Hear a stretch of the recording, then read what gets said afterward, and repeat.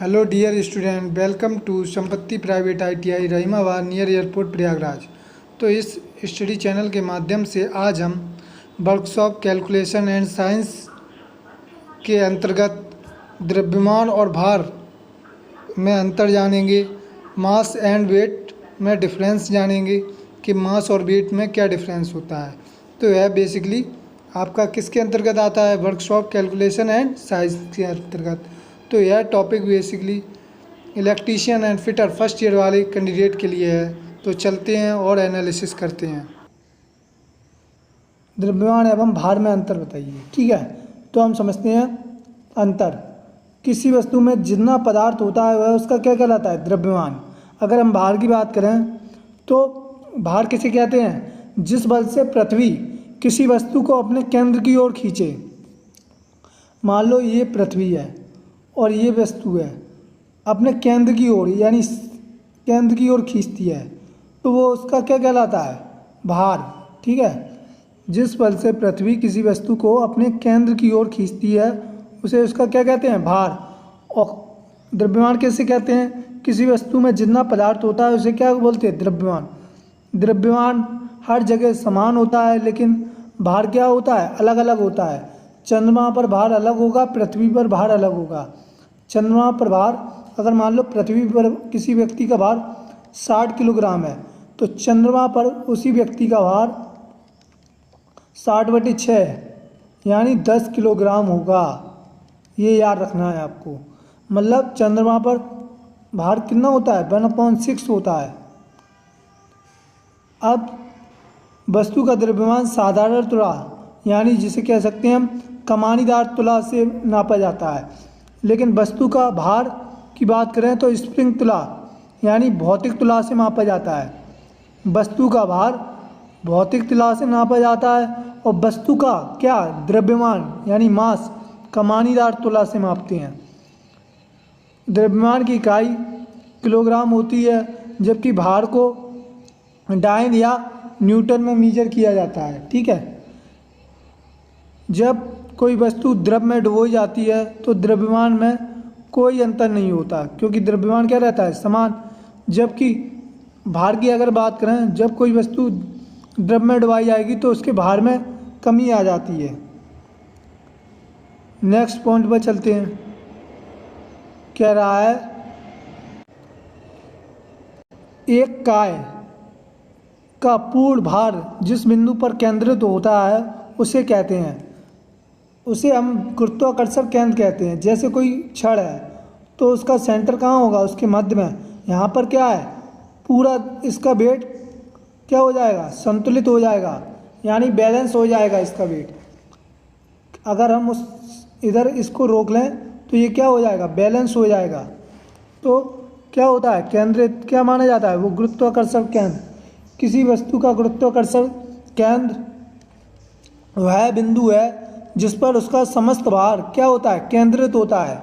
Next, जिस बल से पृथ्वी किसी वस्तु को अपनी ओर खींचती है उसे क्या बोलते हैं? भार। नेक्स्ट, भार ज्ञात करने का सूत्र है।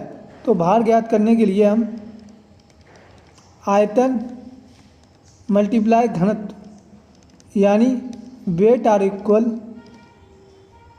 Volume multiply density. तो सी इज राइट। नेक्स्ट, जब कोई वस्तु द्रव में डुबोई जाती है तो कमी आ जाती है उसके किस में? भार में। अभी अभी पॉइंट बताया था। अगर हम द्रव्यमान किसी वस्तु को अगर द्रव में डुबाएंगे तो द्रव्यमान में चेंज नहीं होगा, लेकिन भार में क्या आ जाएगी? कमी आ जाएगी। नेक्स्ट, किसी पदार्थ की इकाई आयतन की मात्रा को उसका क्या कहते हैं? घनत्व, डेंसिटी। अगर हम बात करें घनत्व का फॉर्मूला क्या होता है? घनत्व बराबर मात्रा या द्रव्यमान एक ही बात है बटे आयतन यानी density are equal mass upon volume. इसका यूनिट क्या निकलेगा? अगर बात करें डेंसिटी का मात्रक क्या निकलेगा? द्रव्यमान को किस में मीजर करोगे?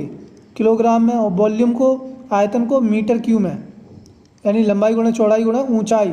तो मीटर मल्टीप्लाई मीटर तो क्या आ जाएगा, मीटर क्यूब।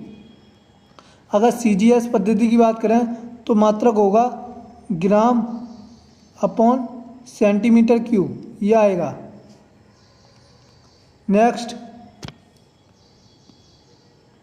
कह रहा है अपेक्षित घनत्व का फॉर्मूला क्या है, तो पदार्थ का घनत्व बटे द्रव्य में या जल में भार की कमी। अपेक्षित घनत्व हमने कल बताया था R इक्वल होता है हवा में भार बटे जल में या जल में भार में कमी, ये। नेक्स्ट तो ये वाला भी होता है। नेक्स्ट CGS प्रणाली में घनत्व की इकाई है, अभी बताया, घनत्व बराबर है यानी डेंसिटी R इक्वल क्या होता है, द्रव्यमान बटे आयतन। तो इसको अगर किलोग्राम में और मीटर क्यूब, अगर CGS की बात करें तो ग्राम अपॉन सेंटीमीटर क्यूब। तो देखो ये होगा घन सेंटीमीटर, इसको घन सेंटीमीटर भी बोल सकते हैं। नेक्स्ट किसी वस्तु का विशेष गुरुत्वाकर्षण सिद्धांत को किससे निर्धारित किया जाता है, तो न्यूटन के नियम से किया जाता है। न्यूटन ने क्या कहा था कि यदि ब्रह्मांड में किन्हीं दो पिंडों जिनका द्रव्यमान m1 m2 है, ब्रह्मांड में किन्हीं दो पिंडों जिनका द्रव्यमान m1 m2 है के बीच लगने वाला बल F उन पिंडों के बीच की दूरी के कैसा होता है, व्युत्क्रमानुपाती, और पिंडों के द्रव्यमानों के कैसे होता है, समानुपाती होता है। तो यहीं से निकलता है F बराबर G, एक कांस्टेंट आ जाएगा, समानुपाती हटेगा, m1 m2 upon R square. यही है न्यूटन का गुरुत्वाकर्षण नियम। नेक्स्ट तो आई होप आपको वीडियो समझ में आ गया होगा। तो वीडियो को लाइक, सब्सक्राइब और शेयर ज़रूर कर दिया करो। शेयर नहीं करते हो, शेयर कर देना। धन्यवाद, फिर मिलते हैं नेक्स्ट वीडियो में।